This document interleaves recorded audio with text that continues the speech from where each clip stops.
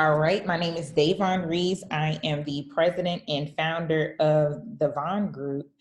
And this is my Becoming a Hotel Owner in 2021 series. As I mentioned before, my goal is to create 221 hotel owners in 2021. And so the purpose of this webinar is how to use your self-directed IRA.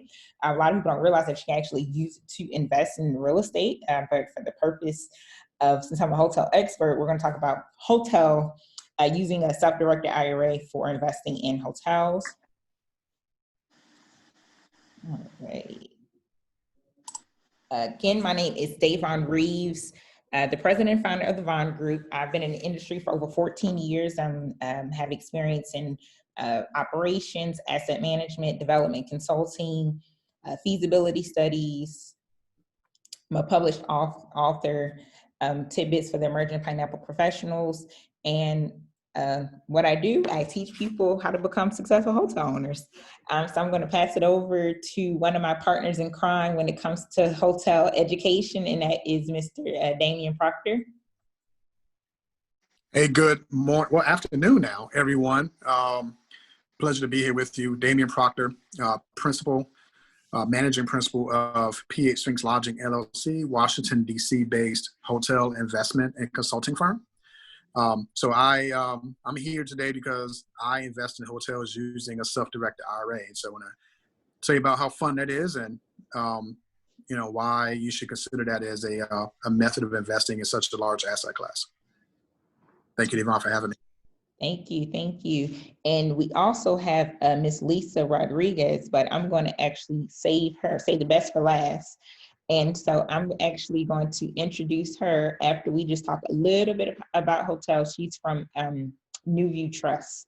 So before we get into self-directed IRAs, there are actually 4 different ways on how you can invest in hotels. You can invest through crowdfunding.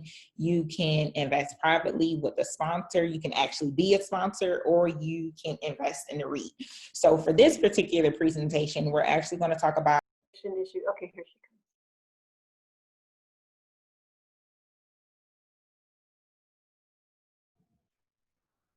All right, can you hear me? Okay. All right, my screen went away. Let me bring it back. It was cutting in and out a little bit before you got. Okay, is this better? All right, we love technology. All right, so I'll just start over. So there are there's several ways that you can invest, but 4 main ways that you can invest in a hotel. You can go through crowdfunding. You can invest privately with a sponsor. You can actually be a sponsor. You can invest with the REIT. And with those ways, you can actually use your self-directed IRA to actually invest. But again, I'm not going to go into that. I'm not an expert in it, so I'm going to leave that for Lisa and Damian to talk about that. So I'm going to pass the baton over to Damian. He is actually a hotel investor, and as he mentioned before, that's actually how he got his start in hotel investing, using a self-directed IRA. So I'm going to pass it over to Mr. Damian Proctor. All right. Thank you, Devon. So yes, I got my start in hotel investing by using my self-directed IRA. And so, and why, so the thing is, why would you want to do that? One is, a lot of folks, when they want to get started in real estate, they look at what access to capital they have, and they usually look at, hey, do I have my savings accounts? Do I have any investments? Or can I get in touch with others who may want to partner with me with their money, right? But what people don't realize is that their retirement assets a lot of times can be used as well, right? And so that's why using a self-directed IRA is a really great method for having access to capital to fund a deal. It's also a great way to have an alternative method to grow your IRA, your retirement account, right? Because most IRAs today, you essentially open it through a brokerage, right? And then you go and then you select from various stocks, ETFs, funds, etc. But that's it, right? Those are the types of asset classes you have available to you. A self-directed account allows you and opens up all kinds of other asset classes, to include real estate and commercial real estate and a number of other things that our other guests will talk to you about. right? And because hotels are capital intensive, um, most people need access to additional capital. And so, if you have a well-funded IRA or 401k, now you have access to additional cash to help you get into a hotel deal. Again, because buying a hotel is much different than buying a single-family home or a 4-unit apartment building. So let's go to the next slide. Okay, so now you say, well, what does that mean? How in the world can I use my IRA to buy a hotel, right? So let me walk you through that, and then actually I'm going to show you in the next slide what that looks like. So first, you want to open up an account through a self-directed custodian, right? So we have another guest today with NuView Trust. So that's one custodian. Equity Trust is, I think, the largest one. And there are several others, right? So these are companies that they specialize in self-directed accounts, right? Self-directed IRAs. They have all of the processes in place. They know all of the IRS rules, and they have the compliance processes in check to make sure you're protected as well as them. And then what you would do is you would just roll over the funds from another account, right? So if you have a previous 401k, a 401k from a previous employer, right? You can roll that over or roll a portion of those funds over. If you have an IRA with a non-self-directed account, you can roll that over as well, right? And so that's how you can fund your IRA, your self-directed account. And then once you do that, now you're ready to start to get in, to invest your IRA into a deal. And so, determine how much you want to invest. You have to negotiate, with the sponsor of that deal. What does that amount get you, right? So what percent equity or what portion of returns you're getting, you got to negotiate those terms. And those will take shape in the form of the operating agreement, or some other form or document, right, that lays out what that arrangement and business arrangement is. And then you just complete the paperwork through your custodian, and then they, as long as everything checks out compliance-wise, they process that through and get your IRA invested in that deal. So now let's talk about what that looks like. If you can go to the next slide, please. All right, so let's look at a hotel deal, right? So I mentioned before, hotels are a very capital-intensive asset class, and so for the sake of ease, I want to kind of go through an example. So let's assume that you want to buy a hotel, you want to invest in a hotel that requires, roughly $1 million in equity, right? And so, and you will have a sponsor or general partner who is leading the deal. That's the one that's trying to get investors into the deal. So that person will have put in maybe $200,000 into the deal. But then they go out, they want to grab limited partners and involve them. And so they come into different amounts based on what their general partner's criteria are. But let's assume that, you want to come in at $200,000 with your IRA or some smaller amount, right? So your IRA in itself will become a limited partner, right? And so that's how that works. So your IRA is like a person, if you will, or a different entity. And so that IRA is what's invested into that partnership or that LLC. And that you yourself can have your own cash invested in that as well, but it'd be you, right? So you could be you invested in that deal. It could be your IRA also invested in that deal. It's separate entities. And why is that important? Because the funds that are using your IRA to invest in the deal, the returns from that go directly back to IRA. They cannot go to you, the individual, right? Because then, and if that happens, now that starts to trigger other tax consequences that you don't want to happen, right? So you got to separate out yourself from your IRA, right? So I just wanted to kind of show that and what that looks like. It's a great way to leverage. I got into my first deal by leveraging my IRA, and then what that did was that now got me into the. I think that's the next slide, Davon. You can go to the next one. Nope, I didn't put that there. But so the reason why it was important was because, getting in as into the industry, my IRA helped me to get my what would you call your toe in, right? And so now that I was in my first deal, I was able to learn the business, learn how to be an owner, understand operations, and go through all of that, and then able to use the returns from that first deal, right? Stacked up the capital from that, and then leverage that to the next deal, right? Similar to what you do to your residential real estate, same concept here, but the self-directed account is what helped me get started. And so, now the rest is history. And so I'm now here to help others learn. So with that, Davon, if you could go on to the next topic. I am done here. And I'd gladly entertain questions as we go. Yeah. Does anyone have any questions? Please feel free to use the chat box. Okay, so we do have a question that says, what if you don't have a self-directed IRA? That is a good question. I don't know if Lisa, I don't know if you'll go into that in your presentation. Okay, all right. Let me introduce Ms. Lisa Rodriguez. So she has over 19 years in insurance. Lisa spent the majority of her professional career in the insurance industry. During that time, she worked in multiple offices, with her longest tenure as a senior branch manager, overseeing both the sales and service teams for a Fortune 100 company. In 2013, she decided to relocate to Central Florida and open her own insurance agency. After 19 years in the insurance industry, including 5 years of running her own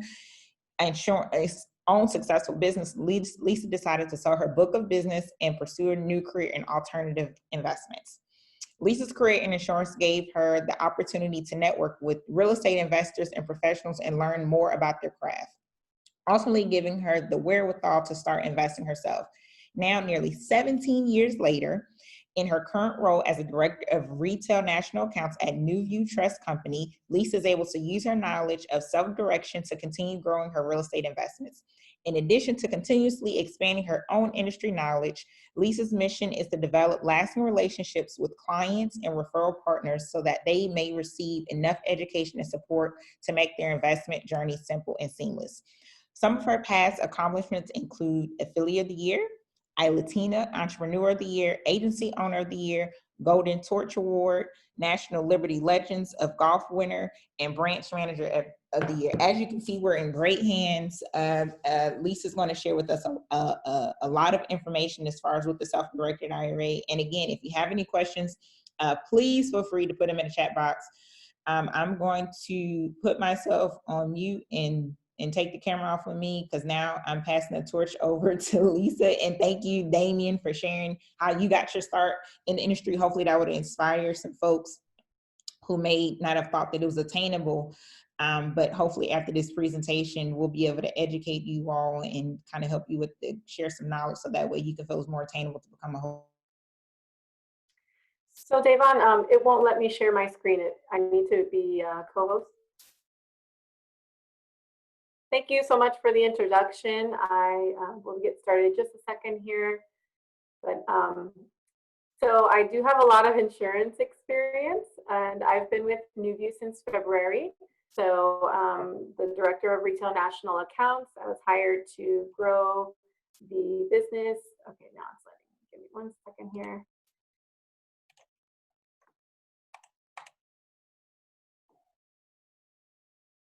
And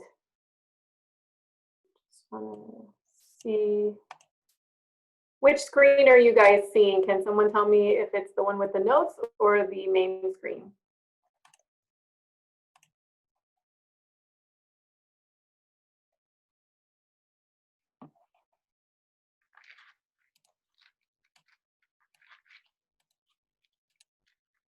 Let's see.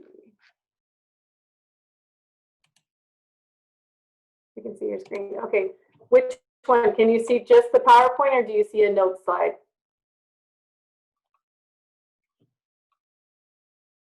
I have two screens, so I just want to make sure you're seeing the right one.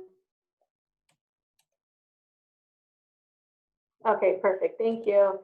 All right, so we're going to talk today about tax advantage real estate investing, whether you want to invest in hotels or generally in real estate.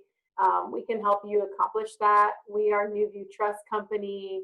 And first, I do have to start off by saying our disclaimer: we're not attorneys, we're not CPAs, we're not tax professionals. We do not provide investment advice, so we are not a fiduciary. This is strictly for educational purposes, and we encourage you to consult with your CPAs, tax professionals, and attorneys when considering making an investment.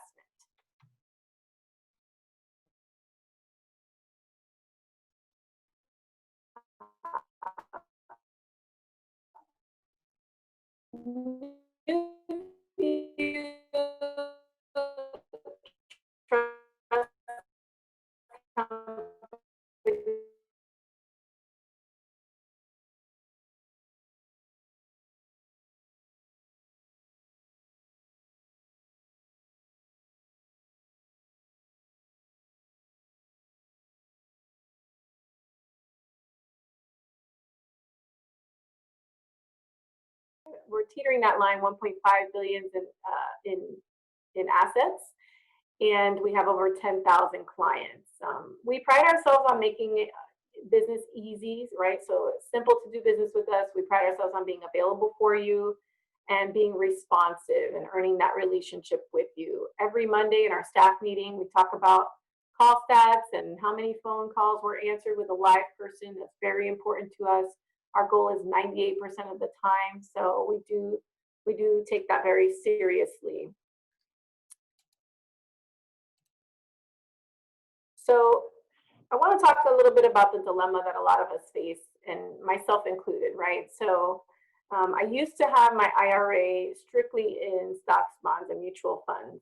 And, you know, it's kind of the way that I felt was more like it was kind of gambling, right? When you're in a casino, you really don't know what's going to happen with your money, right? You're on a good roll, and then you get you get a over 21, and then you're kind of, oh no, you have to start over. And so like that's how I and a lot of people view the stock market, right? So the volatility, we don't really know the future. We have a lot of financial advisors that can kind of tell us what they've seen in the past, but they don't have a crystal ball to kind of know what's going to happen in the future. And so what I want to talk about today is the possibility of investing alternatively in different assets like real estate or notes or private stock and limited partnerships, as Damian mentioned. So there's a lot of other opportunities out there that people are not aware of, number one, even though it's been around since 1974, right? And since the 70s. So I feel like it's the best kept secret. When I found out about it and when the position came available, I'm like, I can do that. I can help share and spread the word of what other options are out there, because people really don't know that this is an option for you. So what I'd like to kind of show you is the power of doing your investments through your self-directed IRA. So let's say that most of you probably are already real estate investors or considering investing in real estate, have experience in that field. And so you may already be doing investing it outside of your IRA, right? So let's say that you made an investment. You took $1 and you doubled that dollar every year for 20 years. Let's say you bought a single family home for this example. Again, $1, doubled it every year in this investment for 20 years. And your outcome would be $72,570, right? And that would be the dollar doubling to $2, and then of course paying your taxes about 25%. So instead of $2, it's $1.75, doubling that, $3.06. So you kind of get the numbers. It goes on and on and on. If you did the same investment, you took that same dollar, invested in the same house or whatever it was that you invested in, doubled your money over the next 20 years, but you did it inside of a Roth IRA, how much money do you guys think that you would have? Use the chat, enlighten me. What do you think it would, Instead of 72,000, anybody have any guesses as to what they think that number might be?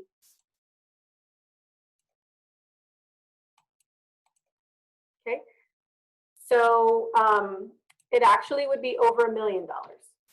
So $2 becomes $4, $8, and why is because there's no tax there, right? In a Roth, you pay the tax ahead of time. You don't have to pay the taxes when you're taking the money as a distribution. If you were to do the same investment inside of a traditional IRA, you would pay whatever the tax bracket is that you're in, and depending on how much money you take, let's say you took it all at once, 40% tax bracket, you're still going to walk away with around $600,000 rather than $72,000. So that right there kind of shows you the power of compounding earnings without having to pay the taxes.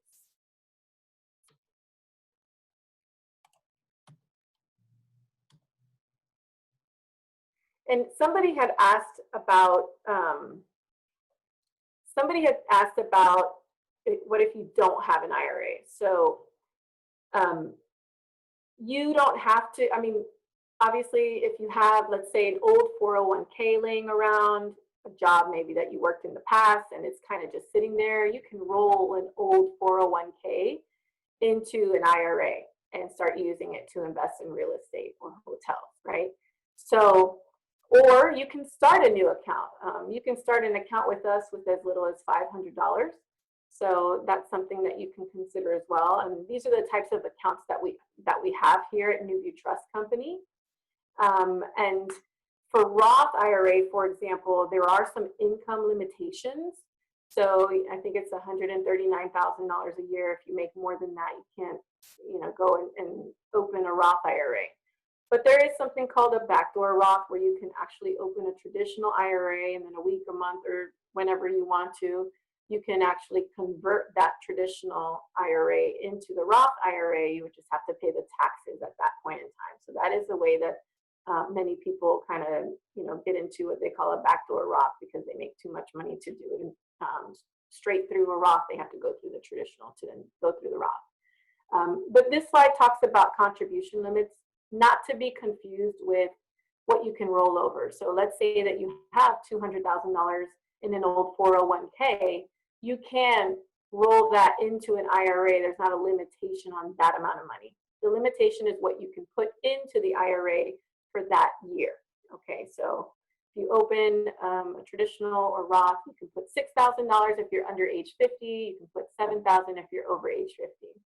There's a couple of other accounts, employer-based accounts, Step and Simple.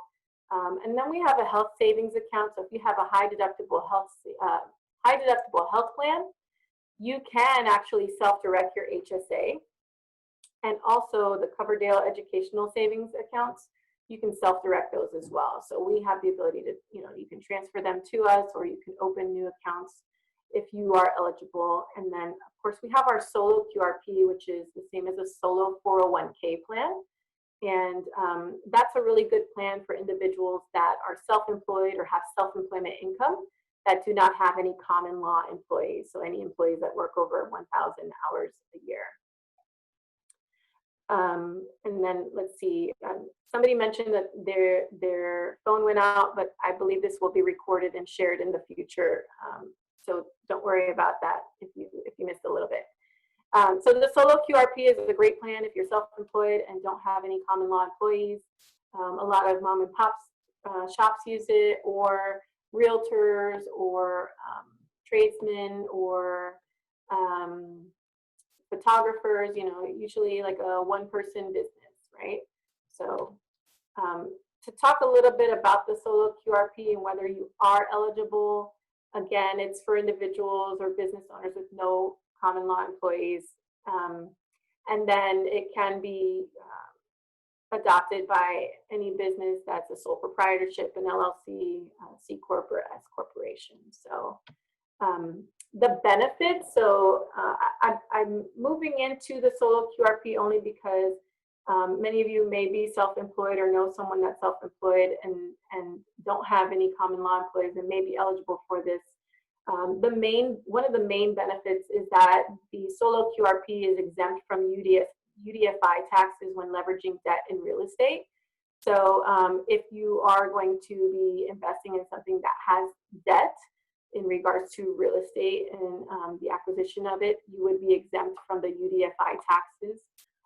That is not the same as UBIT or unrelated business income tax, so that still does apply in a solo QRP. And UDFI and UBIT taxes are two different taxes. It's something you should look into as well, just so you're familiar with them. But for this presentation, the solo QRP is exempt from UDFI taxes when leveraging debt in real estate. So another really great thing is it has the highest Roth contributions available.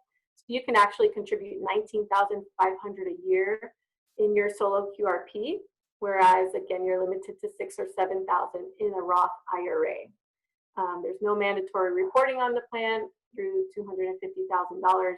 You get automatic checkbook control, so you are the one that are in charge of that 401k plan's bank account and making investments. And then you can borrow against the solo QRP, again, where you cannot do that on an IRA. So you can invest in a solo QRP on both stock market and alternative assets. So there is a lot of versatility there as well. And I do have a question. It says, can you roll over 401k money into a self-directed IRA?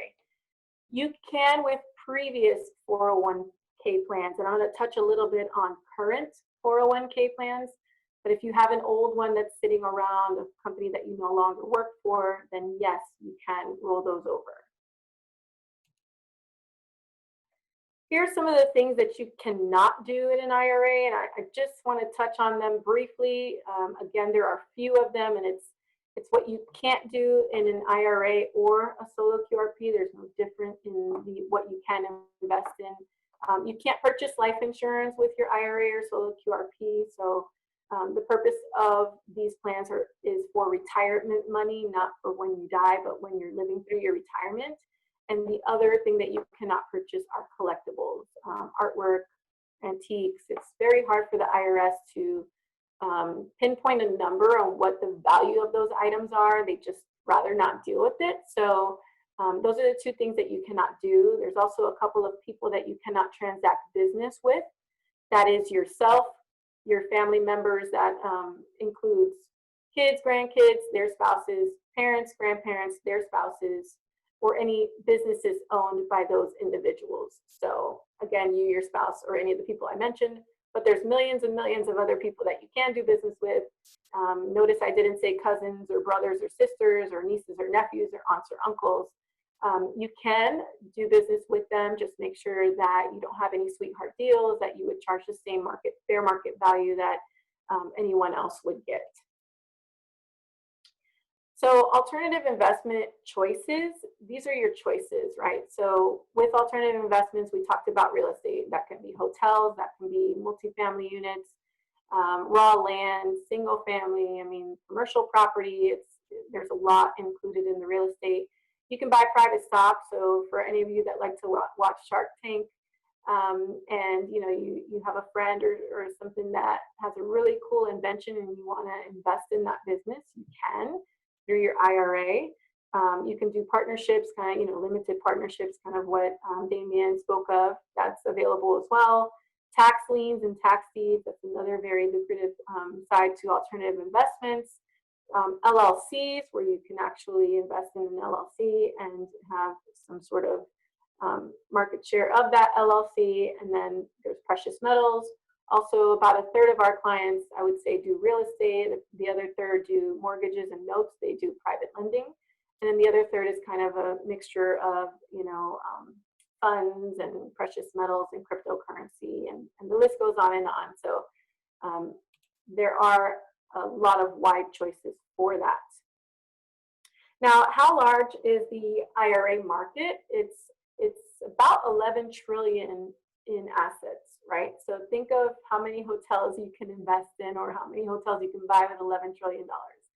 So as Damien mentioned, people don't always have money just sitting around in savings accounts or bank accounts. They have it in their retirement accounts. So just think about opportunity of people that you know that are not aware that they can use their money to invest in alternative assets such as real estate or hotels, or in funds that go out and purchase different asset classes or real estate. So I want to talk briefly about the CARES Act because somebody specifically asked about the 401k money. With COVID and the CARES Act, there's actually something that's written in the CARES Act that says that you can take a distribution up to $100,000 without any early withdrawal penalties, and you can spread the tax consequence over a 3-year period of time. What we've had some people do is take the distribution out of their current 401k plans and bring them over and open IRA accounts with them, right? So they take the money out of one account and they put it into another qualified retirement account. And so that allows for them to invest in alternative assets where right now they may be locked in with their job into certain funds that their job chose or the benefit provider had chosen. The CARES Act deadline is December 30th. So if it's something that piques your interest, then I would tell you to look into it. There's a great frequently asked questions area in irs.gov. And the CARES Act withdrawal qualification is actually for anyone that has been medically or financially affected by COVID and meets the requirements of the Act. So being quarantined, furloughed, laid off, having your hours reduced, being unable to work due to lack of childcare, having pay reduced, all those things. So those are opportunities if you're interested to look further into it. Speak with your tax advisor, tax professional, see how it would impact you, and how quickly you could get the money over and those kind of things. But this is kind of the steps to unlocking your 401k, and it's the first time in 40 years that you can actually go and unlock your 401k if you meet the qualifications, whereas that's usually locked until you leave the job or the job leaves you. So if you quit, retire, or if you get fired, those kind of things. But it's absolutely an avenue that people are taking advantage of. It's, the first time again in 40 years, so it's something to look into. And basically, what does it cost to wait, or what does it cost to, not set up an alternative investment? You continue paying retail for your IRA investments, right? So in the stock market, everybody's paying the same price. It might go up or down, but at the end of the day, you're paying the same price as everyone else. When you are investing in alternative assets, you might know about a deal where there's a distressed hotel or a distressed owner that just had a family member die that used to upkeep the house, and now they don't have that ability to do that anymore. So you might know of inside deals that you were going to get a better price on rather than paying retail. You're also going to continue to be exposed to market volatility. I mean, with COVID, I don't know about you, but in March, it stung for me having some money in the stock market. And I know that it's been up and down since then. And, you continue with that exposure to the market volatility. You have the inability to move quickly on real estate investment opportunities when it's tied up. So if you open an account, you have the ability to do it right away. When you open an account with us, the first 7 days, there is an IRS right of rescission period. So we can't fund anything the first 7 days, but after that, pretty quick process. Again, when you open an account, for example, with a custodian like NuView, it takes 24 to 48 hours to get the account open. Second part of that is getting the funds transferred over, rolled over, or making a contribution. And then the third part of that is once you identify an investment, you advise us where you want that to go. We ask you to fill out some paperwork and send us a copy of the contract. And then we get that funded within 2 business days. So it's a pretty simple process. Again, what does it cost to wait? You're continuing to pay commissions and fees to financial advisors, whereas in this account, you self-direct. We do have flat fees for you, but we do not charge for investment advice because we don't give it and can't give it. We're non-fiduciary. So if you have any questions and you would like to run them by me or scenario by me or kind of talk through what it looks like, I'm happy to answer any questions. This is my phone number, my direct email address, and I'll open it up for questions.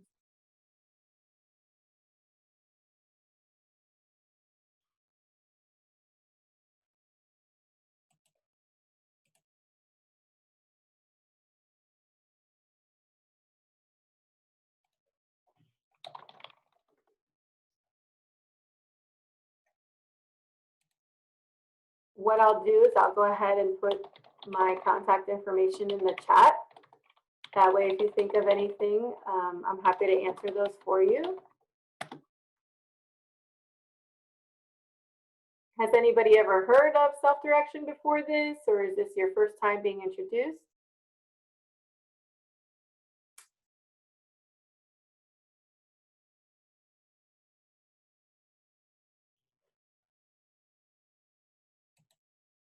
Oh, I need to make her a host. Okay, give me just one moment here. We can do that.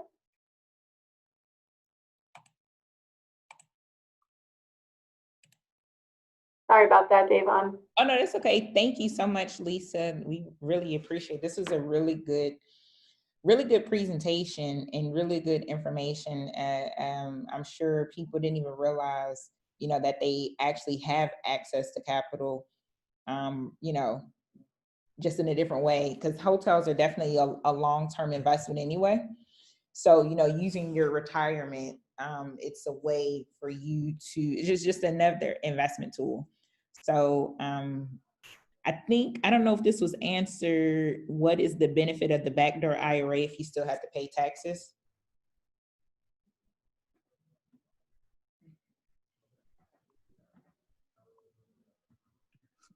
Thank you. So the benefit is for people that think that they're going to make, they're going to have a higher tax bracket in the IRA, Roth IRA. Yes. So the benefit to a backdoor Roth IRA would be if, for example, you think that your tax bracket is going to be larger in the future, then you would want to pay the taxes now potentially rather than in the future on that money. So it's just another opportunity for you to try to pay the least amount of taxes possible. So that is why some people do the Roth IRA. Got it. Okay, thank you. Okay, I think that the graphic that Lisa showed, I think told the story, right? Whereas if you use a Roth IRA versus traditional, that your money grows tax free, and so the wealth you generate from that is it's much higher than if you went with a traditional, because you paid the taxes on the growth when you take it out. Pay the taxes on the seed, not the crop. That's right. Yeah. So imagine paying, let's say you grow your account from 10,000 and you get it to $1 million, and then you get ready to withdraw at retirement. Then you pay taxes on that $1 million in a traditional account, but in a Roth account, you pay taxes on the 10,000, and then it grows to $1 million, and you pay no taxes on the $1 million. It's so much a bigger difference. It's insane. Mm-hmm.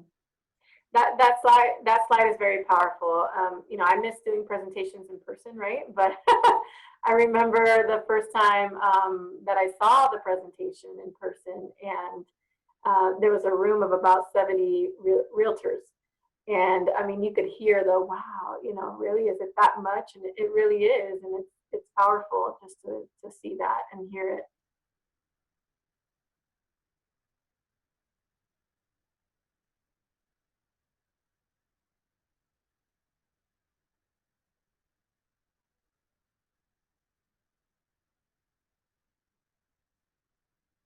Any other questions?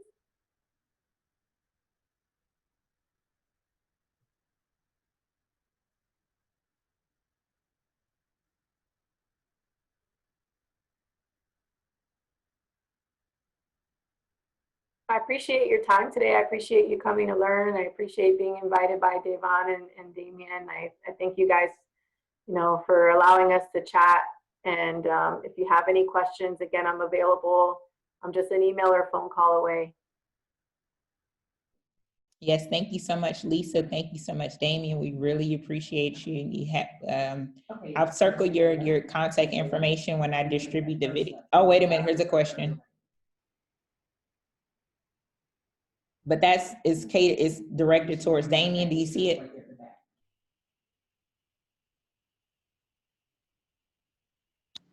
Okay, thank you. Let me look at that. All right, so Victor asked, understanding the return on investment varies on property size and scope. However, is there an average return on investment per property, full service, limited, etc.? So I know Davon will want to jump in on this as well.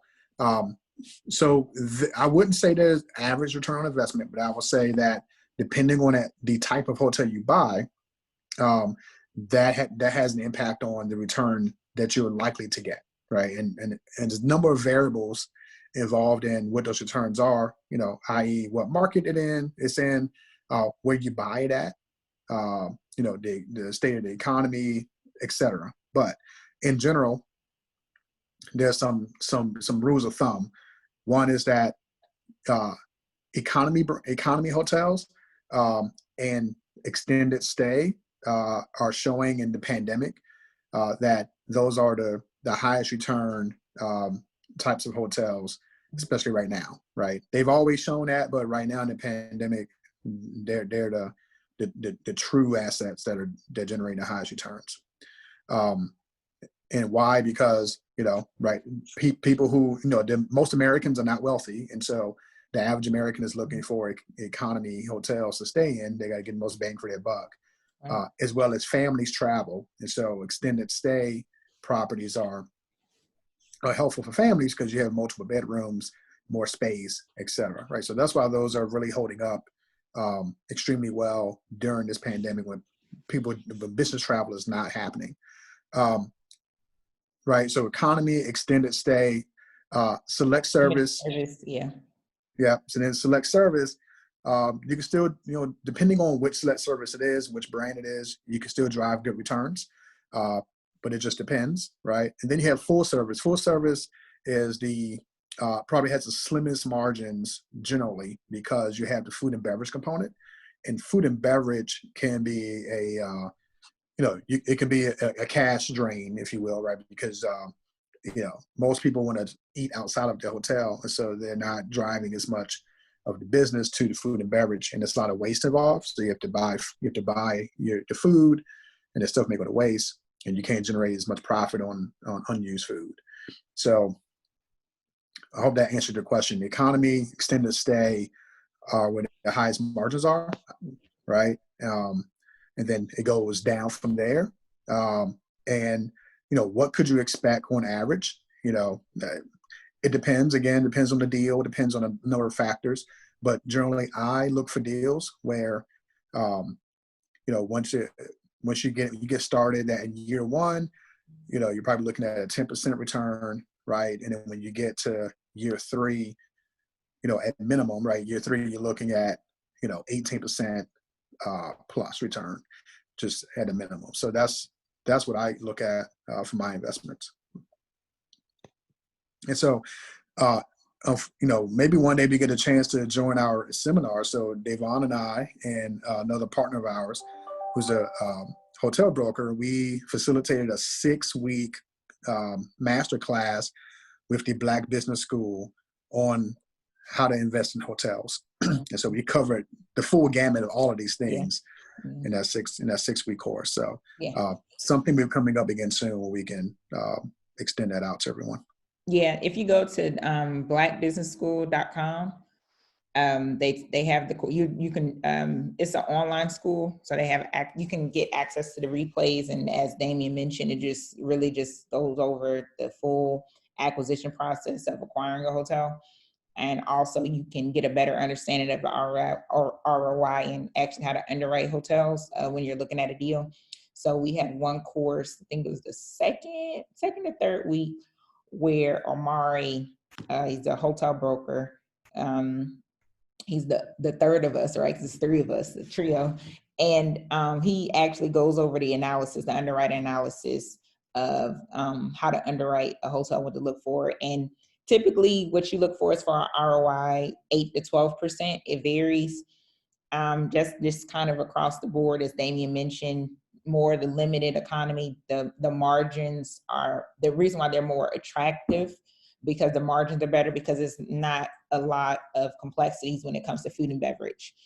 And a lot of people, they typically stay you know, when they travel in select service economy because they're on the side of the road, or if they're a family, you know, traveling and they, you know, driving from New York to Florida and they just need something overnight. 9 times out of 10, they'll stay at a, you know, economy hotel, limited service, or that family or business traveler just go in and out and they don't want to stay at a full service hotel, to stay at those type of hotels. So we do recommend, when it's time to invest, and if you do decide to use your self-directed IRA, you know, after you reach out to Lisa and get that set up, you know, we do recommend that you invest in either a limited service or select service. The reason why, because typically the minimum to invest is not as high as you would if you were investing in the full service. Those typically, our hotels are capital intensive, but the larger the project, the type of brand and the type of actual hotel, meaning if it's a full service, a luxury service, the hotels can be a little bit more expensive, meaning it requires a lot more capital. So just something to think about if you are looking into, as far as your investment portfolio for next year. If you are thinking about investing in hotels, we definitely do recommend that you invest in, you know, economy, limited service. Reach out to Damien or myself. We constantly have deals that you can, you know, possibly invest in, or we can, you know, make referrals or recommendations if you need advice. If you, you know, trying to figure out, you know, where you can get capital from, and you realize, oh wait, I have money in my, you know, retirement account, then that's when you can reach out to Lisa. So, you know, we're here. We want you all to succeed. When one of us succeed, we all succeed. So feel free to reach out to us if you have any questions. I don't know if anybody have any additional questions for Lisa.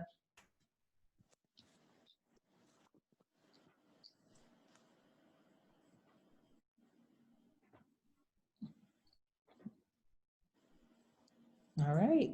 Any other questions for Damien? I think we're good. That means we had a great presentation. But there's another one for. Oh wait, okay, there we go. We got another Victor. one. Okay. What's the typical amount to get started? Yeah. So, you know, I don't know if there's a typical amount, right? It depends on the sponsor of the deal. But I would say that, you know, I've seen deals where they will allow folks to get in at 25K, 50K, 100K. Now that may not be across the board, right? That may be limited circumstances because, you know, you can imagine if you have to raise $1 million, you don't want, you know, 30 people coming with $50,000. That's a lot to manage. But, you know, they may offer opportunities to a few folks to get in at those lower amounts, right? So, or what may happen is, I've seen this happen in deals, is that they may have someone that aggregates smaller dollar investors into one LLC. And so let's say it's 10 to 15 folks who have, you know, $25,000 to $50,000 or something like that. They'll just put everyone into one LLC, and then the person who manages that's the one that interfaces with the sponsor. And so the sponsor only has to deal with that one person versus 20. So there are various scenarios that could work out. Devon, what is your experience there? No, that's it. You nailed it. You know, typically, you know, what we see, you know, it's a minimum of 25. I've seen 25, minimum 25 to 100. I've seen it where they only deal with their selected few. You know, that's their go-to people when it comes to investing. Now the investing pools are more open now to some people. It's new generations coming in, new wave of ownership. We actually just closed on a deal a couple weeks ago. Yeah, just closed on a deal. And where we had people who was, you know, we just deal with maybe 1 or 2 investors, and they raised a lot of the funds, and the minimum to invest in that deal, I think, was about 25 to 50 to invest. So that's the typical amount to get started. If you mean the entire project, I've seen projects ranging from $1 million to 10 million. That's why Damien mentioned, you know, depending on the lead sponsor, they may not want to deal with a lot of investors. They only want to deal with a handful, and they have those investors find other investors. So they only deal with, you know, certain amount of LLCs. So that's a typical amount to get invested. Hopefully that answers your question.